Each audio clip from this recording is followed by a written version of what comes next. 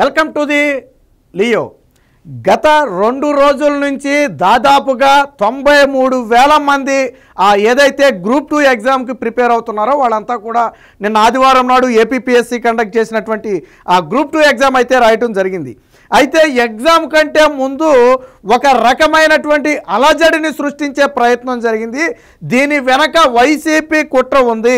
వాస్తవానికి గ్రూప్ 2 అభ్యర్థులు రోస్టర్ విధానంలో కొంచెం ఇబ్బందులు ఉన్నాయి.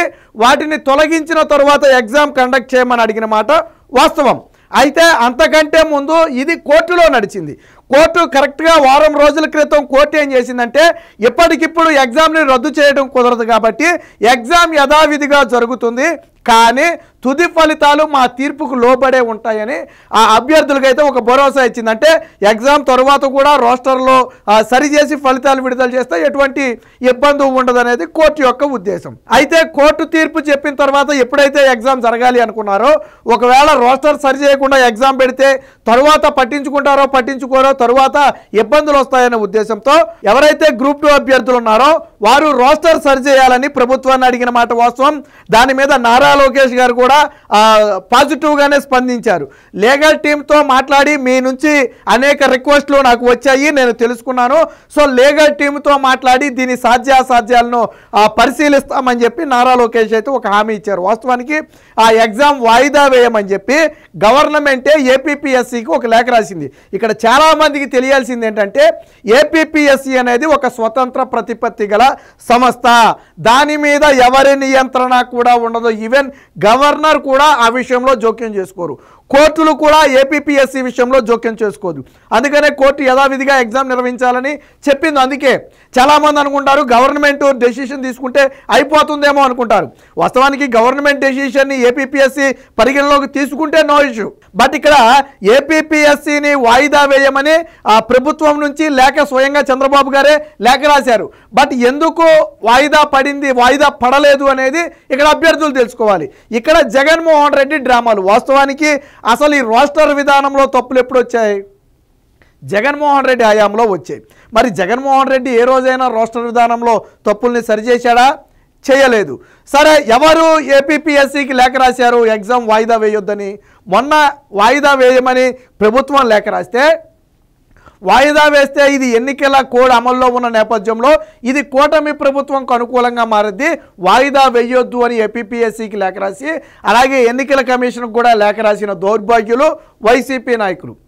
ఒక పక్కేమో విద్యార్థులకు వాయిదా వేయకుండా కూటమి మోసం చేసిందని వీళ్ళే ప్రచారం చేస్తారు. మరో పక్క దీన్ని వాయిదా వేస్తే ఎన్నికల కోడ్ ఉన్న సమయంలో వాయిదా వేస్తే అది కూటమికి అనుకూలంగా మారుద్ది, ఎట్టి పరిస్థితుల్లో వాయిదా వేయొద్దని వైసీపీ నాయకుల చేతే మళ్ళీ ఏపీపీఎస్సీకును ఎలక్షన్ కమిషన్కి లేఖ రాస్తారు.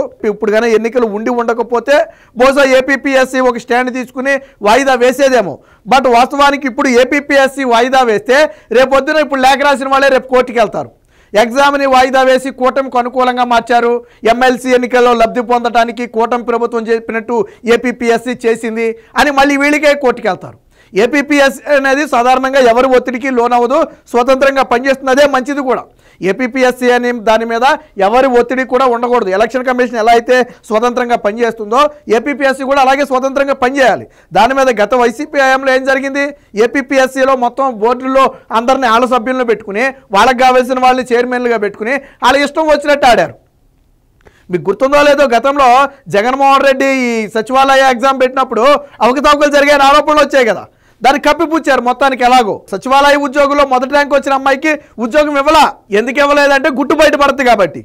ఏపీపీఎస్సీ మొన్న జగన్మోహన్ రెడ్డి నిర్వహించిన సచివాలయ ఉద్యోగుల్లో మొదటి ర్యాంకు ఒక రెడ్డి అమ్మాయికి వచ్చింది, కానీ పోస్టింగ్ ఇవ్వాల. ఎందుకు ఇవ్వాల జగన్మోహన్ రెడ్డి? దీని వెనక కుట్రలు బయటపడతాయనే భయంతో. సో అసలు జగన్మోహన్ రెడ్డి చేసింది ఏంటో ఒకసారి చూద్దాం. జగన్మోహన్ రెడ్డి రెండు నాలుగులు అంటారు కదా. ఒక పక్కేమో విద్యార్థులకు అన్యాయం జరుగుద్ది అంటాడు, మరో పక్కేమో మీరు వాయిదా వేయొద్దని చెప్పి ఏపీపీఎస్సీకి లేఖ రాస్తాడు. అయినప్పటికీ కూటమి ప్రభుత్వం ఒక మాటకైతే కట్టుబడి ఉంది. ఈ రోస్టర్ విధానాన్ని సరిచేసిన తరువాతే కోర్టు తీర్పుకు లోబడే తుది ఫలితాలు విడుదల చేస్తారు. కాబట్టి అభ్యర్థులు ఆందోళన చెందాల్సిన అవసరం లేదు. ఇందులో ప్రభుత్వ పాత్ర అనేది శూన్యం.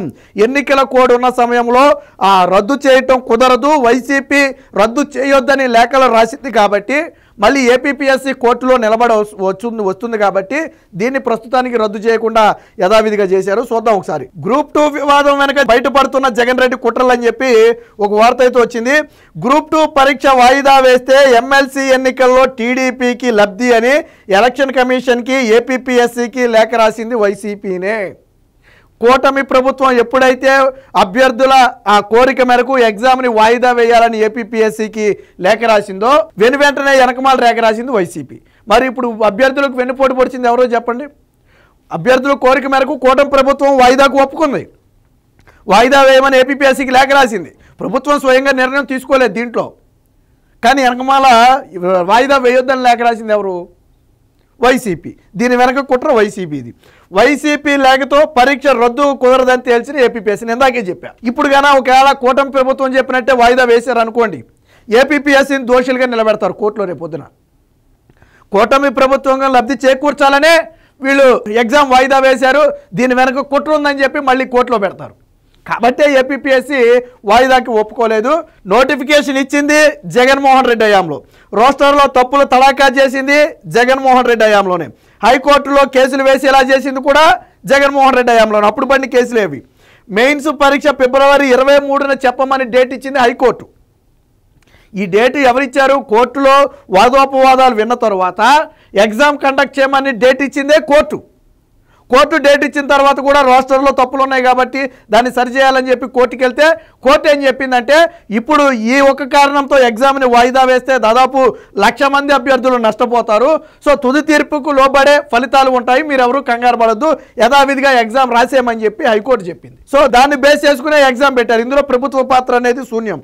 విద్యార్థులు నష్టపోతారు, పరీక్ష వాయిదా వేయమని అడిగింది చంద్రబాబు, లోకేష్. ఎప్పుడైతే వారికి విజ్ఞప్తులు వచ్చాయో వారి విజ్ఞప్తులను పరిగణలో తీసుకుని ఏపీపీఎస్సీకి వాయిదా వేయమని లేఖ రాసిన మాట వాస్తవం. ఏపీపీఎస్సీకి గవర్నమెంట్ నుంచి లేఖ అందింది. మీకు అన్ని సోషల్ మీడియాలోని వార్తల్లో కూడా ఆ విషయం వచ్చింది. పరీక్ష వాయిదా వేస్తే ఎమ్మెల్సీ ఎన్నికల్లో టీడీపీకి లబ్ధి అని ఫిర్యాదు చేసింది వైసీపీ. చూడండి దొంగ కుట్రలు ఇవన్నీ. పరీక్ష రద్దు కుదరదని చెప్పింది రాజ్యాంగబద్ధ వ్యవస్థ ఏపీపీఎస్సీ. జగన్ రెడ్డి సృష్టించిన వారసత్వ సమస్యతో అందరికీ ఇబ్బందులే. వాస్తవానికి ఏపీపీఎస్సీ ఎందుకు మాట ఏం లేదంటే అదొక స్వతంత్ర సంస్థ. రెండోది జగన్మోహన్ రెడ్డి లాంటి వ్యక్తుల గురించి ఏపీపీఎస్సీకి తెలుసు, రేపు కోర్టులో నిలబెడతారు దాన్ని తీసుకెళ్ళి. సో అందుకనే ఏపీపీఎస్సీ ఆ నిర్ణయాన్ని అయితే తీసుకుంది. ఫిబ్రవరి 23న గ్రూప్ 2 పరీక్ష పెట్టాలని హైకోర్టు ఎప్పుడో చెప్పింది వాస్తవానికి. కానీ అప్పుడు ఏమాత్రం మాట్లాడకుండా సైలెంట్గా ఉన్న జగన్మోహన్ రెడ్డి కరెక్ట్గా 3 రోజుల ముందు రచ్చ చేయడం మొదలుపెట్టాడు. ఈ డేట్ హైకోర్టు ఎప్పుడో ఇచ్చేసింది. ఫిబ్రవరి 23న ఎగ్జామ్ పెట్టాలని హైకోర్టు ఎప్పుడో ఇచ్చింది డేటు. ఆ డేట్ని ఎగ్జామ్ పెట్టడానికి ప్రభుత్వం ఏర్పాట్లు కూడా చేసింది. ఇవన్నీ వైసీపీకి తెలిసినా ఏం మాట్లాడలేదు. కరెక్ట్గా ఎగ్జామ్కి 2-3 రోజుల ముందు రచ్చ చేయటం మొదలుపెట్టారు. అది కూడా కొంతమందే, వాస్తవానికి చదువుకునే వాళ్ళు ఎవరు కూడా రోడ్ల మీదకి వచ్చి రచ్చ చేసే ప్రయత్నం చేయాల. 1-2 ఇన్స్టిట్యూట్లలోని విద్యార్థులు మాత్రమే రెచ్చిపోయారు. దానికి ఒక కారణం ఉంది.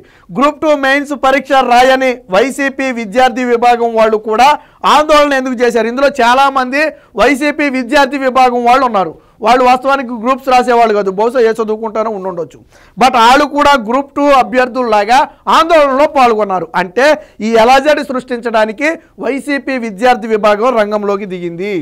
వైసీపీ సానుభూతి పరులైన 2 విశాఖ కోచింగ్ సెంటర్లలో కోచింగ్ తీసుకునే వాళ్ళు మాత్రమే రోడ్డు ఎక్కారు తప్ప మిగతా వాళ్ళు ఎవరు కూడా రోడ్డు ఎక్కలేదు. ఈ వివాదం వెనక వైసీపీ హస్తం ఉంది అనడానికి ఇదే వాస్తవం. అంటే వైసీపీకి సానుభూతిగా అనుకూలంగా ఉండే ఒక 2 కోచింగ్ ఇన్స్టిట్యూట్లలో విద్యార్థుల్ని రెచ్చగొట్టారు. వారిని రోడ్డు మీదకి పంపి వాళ్ళ సాక్షిలో దాన్ని కవర్ చేసుకున్నారు. సాధారణంగా విద్యార్థులు రోడ్డు మీదకి వస్తే ఎవరైనా దాన్ని కవర్ చేస్తారో అది ప్రభుత్వానికి యాంటీగానే భావిస్తారు. వాస్తవానికి ఇక్కడ విద్యార్థులు అడిగింది ఏంటంటే రోస్టర్లో తప్పులు సరిచేసి ఎగ్జామ్ పెట్టమని.